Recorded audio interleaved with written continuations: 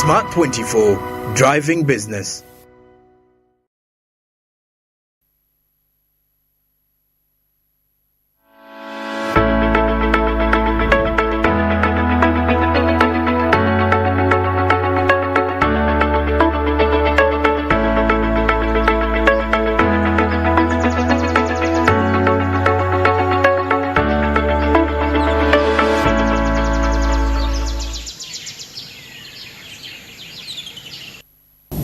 We'll be back from the break, and you're still watching Smart Means Business, and we're in for our Situation Room Tuesday, where we look at matters that have been making headlines from the social and economic space in the country, when matters are trending. And of course, when you look at the things and the different debates and discussions ongoing, the national budget is one of those. Civil society organization players, and as well as the other private sector players, inclusive of which government entities, all discussions are rotating around the national budget that will be presented come next month.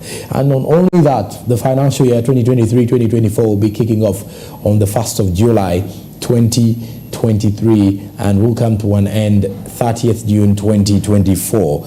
Well, 52.7 trillion budget is what was passed by Parliament last week. We don't know whether there will be some addition onto that, but anyways, according to what we do know so far, is that the program-based budget has got to see itself through a 52.7 trillion of what is likely to be in there. Now, of course, the Uganda Revenue Authority does have a 29 trillion shilling expectations in regards to what amount of money is likely to be collected in the next financial year, or what you could think is what we have in our resource envelope from the taxman. But well, if that does not happen, then more borrowing and even way beyond to fund the next financial year budget. Well, it is time for our Business Insight, like I did mention in the Situation Room Tuesday.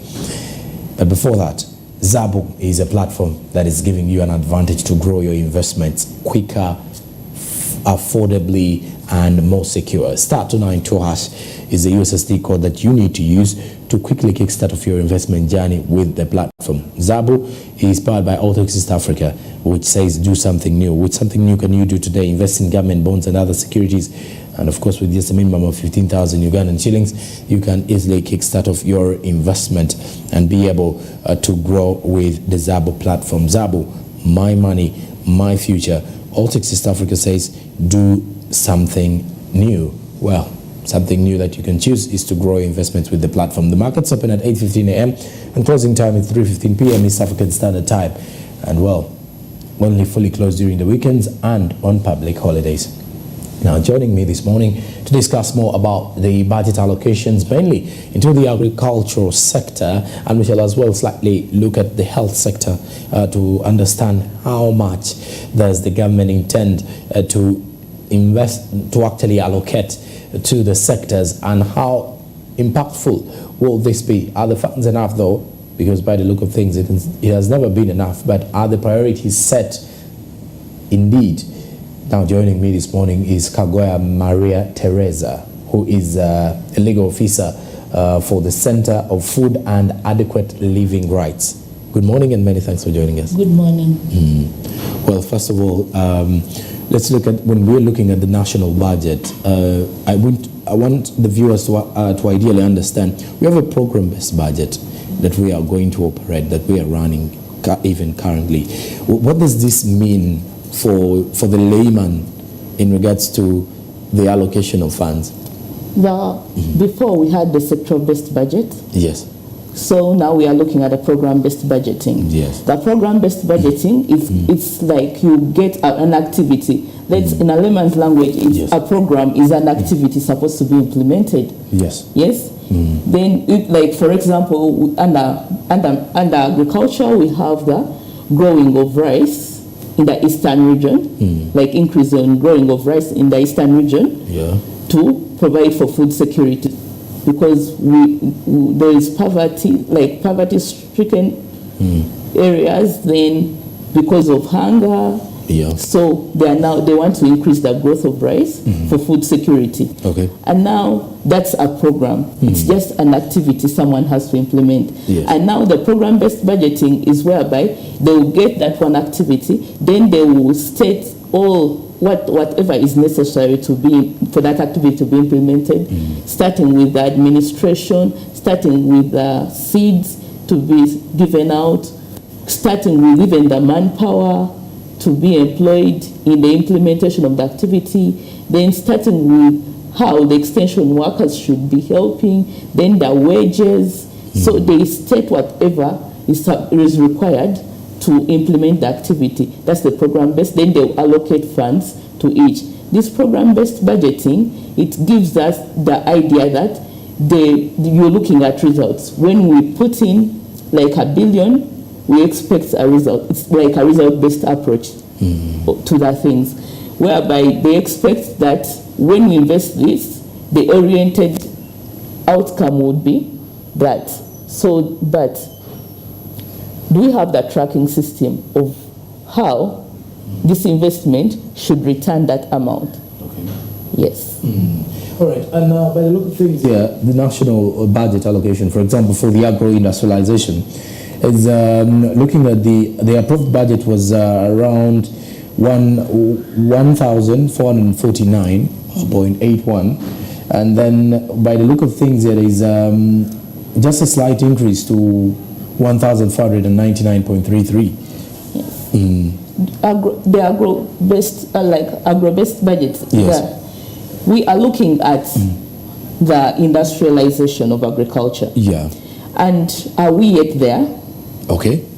Let's now look at the rural population. Yes.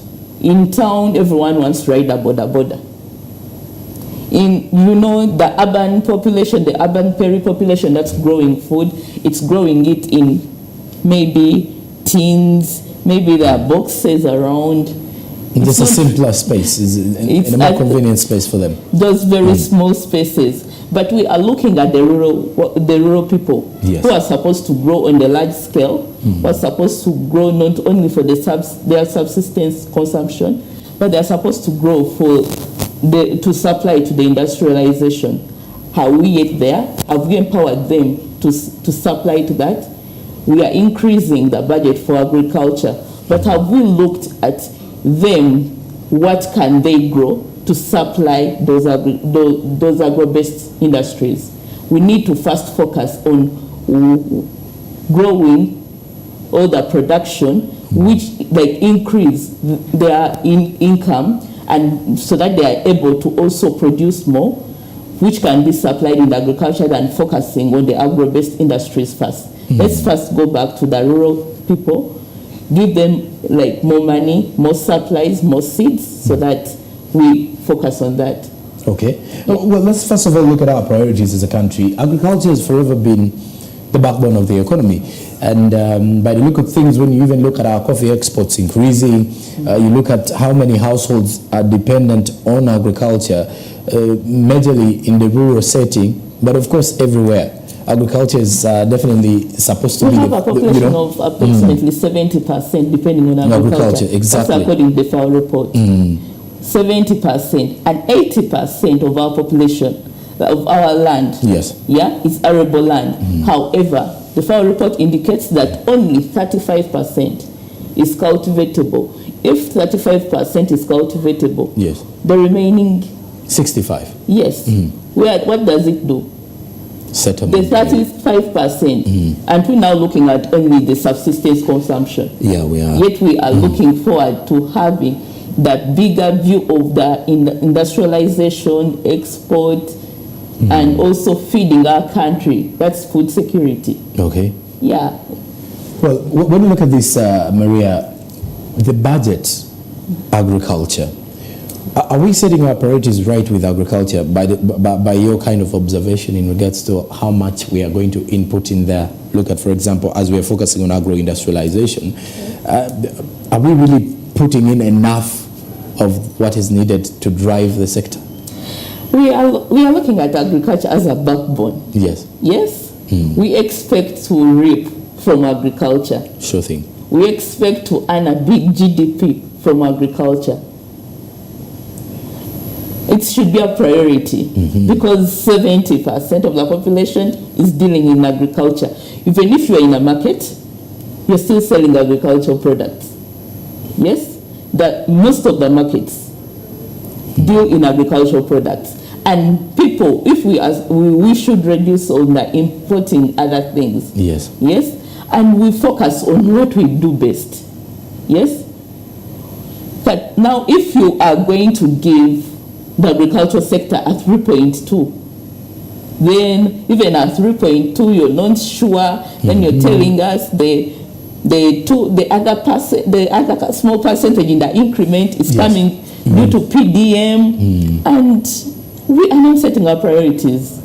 Our undertaking as an African country that is part of the African Union, we undertook to invest 10%, yes, in agriculture of our budget.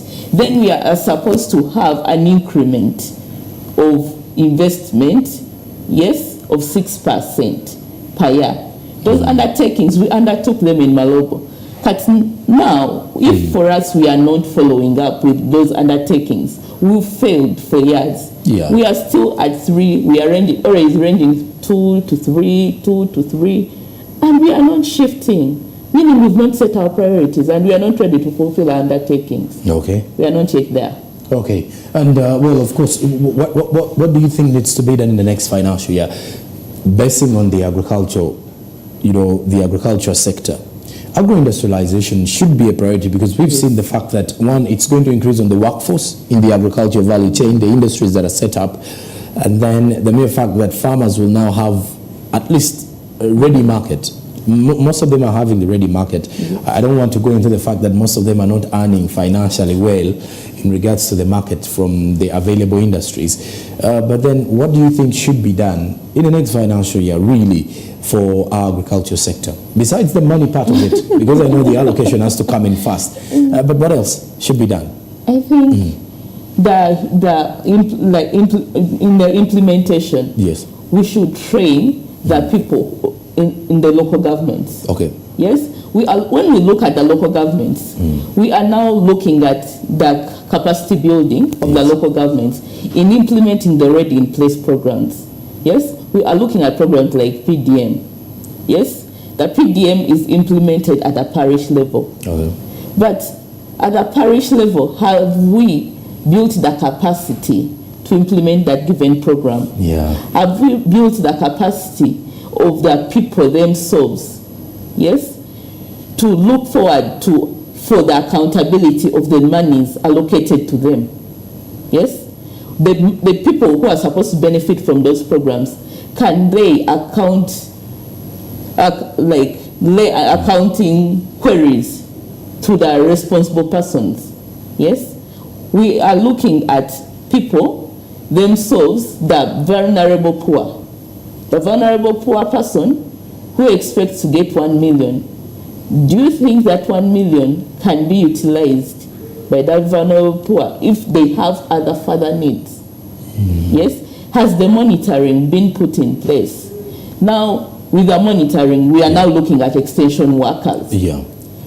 Then, the extension workers, you can help me read the figure of which they've slashed. Well, of course, when you look at courtesy of the New Vision this morning, is that government has slashed 120 billion shillings for agriculture extension work. That is 120 billion. That's a very huge amount of money. We are looking at extension workers. Yes. For me, looking at the PDM program, which is at a parish level, but we have 3 extension workers for over, in a parish, there are very many people. So you're looking at 3 extension workers. You expect them to move village per village. We need to increase our extension workers. Okay. There's a lot of consumption of unhealthy foods, and we are exporting crops to other countries, to Europe, to America, then even our neighboring countries like Kenya. But we've gotten problems because the sanitary conditions are very poor. Because the extension workers who are supposed to help the vulnerable poor, all the rural poor, to know what they are supposed to do while planting those crops, that within this given period, you're supposed to stop spraying the crops.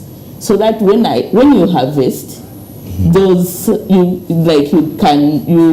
find that the herbicides, all the chemicals are no longer there. But they will spray from day one up to harvesting, even post-harvesting, they're spraying those crops because they've not been informed. We don't blame the extension workers. The extension workers are there, but they are overwhelmed. And when you cut their budget, now what do you expect? Whom do you expect to reach out to give that information to the poor? Then the milk. Kenya has been closing us down because of the milk, because of the maize. It's because the people who are required to deliver that information to the people that you're not supposed to do this. You're not supposed, when you harvest your maize, you're not supposed to dry it this way. You're not supposed to store it this way because this and this will happen. Yes. They're not given priority. They're supposed to educate the people, the masses, who are supposed to produce for the market, for the export, but they're not given priority. We need to prioritize the extension workers. They're helpful and we need them. Well, and of course, like Maria has mentioned, prioritizing, and of course, also looking at the fact that we have to prioritize and make sure that they earn something off the fact that they are into this kind of work, which is health related. Not only that, but also focusing on boosting Uganda's agriculture produce and being a brain behind pushing it entirely. Well, when government slashes 120 billion in the next financial year for the agriculture extension work, it does undermine what is being pushed out there and the kind of agenda. Now, one would actually ask who an extension worker is. Well, an extension worker or service provider is a person who works directly with the farmers and other people in the agriculture value chain. Of course, they help in there, they supply agro inputs, technologies, and of course, show the farmers best practices. I think every farmer out there has an extension worker who comes into, either in the rural setting, it's normally a relative. We have extension workers. Mostly, an extension worker is the person who will help you approve that what you are applying is right. Yeah. The chemicals you're using are right. But, we have the informal extension workers. Yes. My friend who's good in agriculture, my relative, I know. These are the people who normally come out and help us. And at times they also help. People don't help. We need the help of the people who have established themselves. Okay? Yes. If you are looking at farming, you are looking at dairy production. You need the extension worker is someone from veterinary. Yes. Yes. This person will give you information in regards to the cattle you're supposed to be having. Then he'll give you even information when to spray. Then he'll give you that other information that in this period when you're spraying those animals, you are not supposed to milk them, so that we do not have problems of whereby they find those chemicals we've used for spraying those cattle in that milk. Then they will tell you that if you're giving, that you're treating an animal, you're not supposed to milk it that time. I'm from a farm, and where my father always informed me that during this time of the period, these animals, they are taking a given drug. And then I'll ask him, but we are making a loss. We should be milking those animals. Then he will tell you that drug will be reflected in those animals. Yes. And the people themselves who take our milk will get sick. And yet that's our market. Okay. Then, for me, I got that information from my father. But those people need that information, that the milk they are going to supply their market will not be consumable to them. It will be bad for consumption, and it will affect the market for which they've held for a long time. Okay. That's the problem we are having with Kenya. We are because our people are not educated about certain things. we need to educate them so that we do not have the problems we are having Right. of people rejecting our goods. And well, of course, after the break, we discuss more of the agricultural sector, and also Maria will be giving us something in regards to the GMOs. And of course, we need to understand as well what you need to know about the genetically modified organisms, why you shouldn't be using them anyways. And of course, that and more of the discussion is coming up after the break. But as we're heading to the break, please do remember to grow your investments with the Zabu platform. Star 292# is the USSD code that you definitely need to use to kickstart off that investment of yours. With just a minimum of 15,000 Ugandan shillings, you're good to go with the Zabu platform. And the markets open at 8:15 a.m., closing time is 3:15 p.m. East African Standard Time. You should note that these markets are fully closed during the weekends and on public holidays. Zabu, my money, my future. Altex East Africa says do something new. Well, with something new can you do today is to quickly kickstart off your investment with the Zabu platform. Zabu, my money, my future. Altex East Africa, do something new. After the break, we're summing up with our conversations here with the SMB Insight, the Situation Room Tuesday. Good morning.